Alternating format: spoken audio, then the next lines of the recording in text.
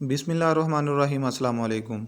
दोस्तों, किसी भी डिज़ाइन की एलईडी सीलिंग लाइट को आप खुद घर पर ठीक कर सकते हैं। ये बरका कंपनी की 3 इंच की एक सीलिंग लाइट है जिसकी एलईडीज़ ख़राब हो गई हैं। अब मैं आपको इसकी एलईडी किट तब्दील करके दिखाऊंगा।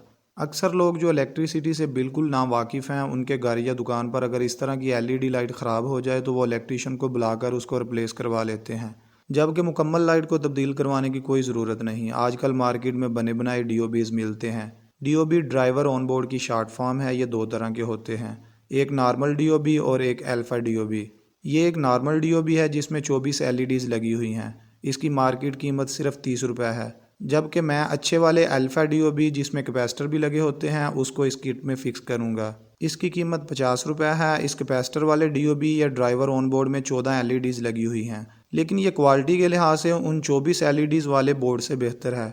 इसकी एफिशिएंसी और लाइट्स का रिज़ल्ट भी अच्छा है और लाइफ भी ज़्यादा है। पहले वाले एलईडी बोर्ड को निकाल देना है। नए वाले बोर्ड को लगाने से पहले स्मद लगा लें। अगर इसको फिक्स करने के लिए पेच मौजूद हैं तो स्मद की कोई ज़रूरत नहीं।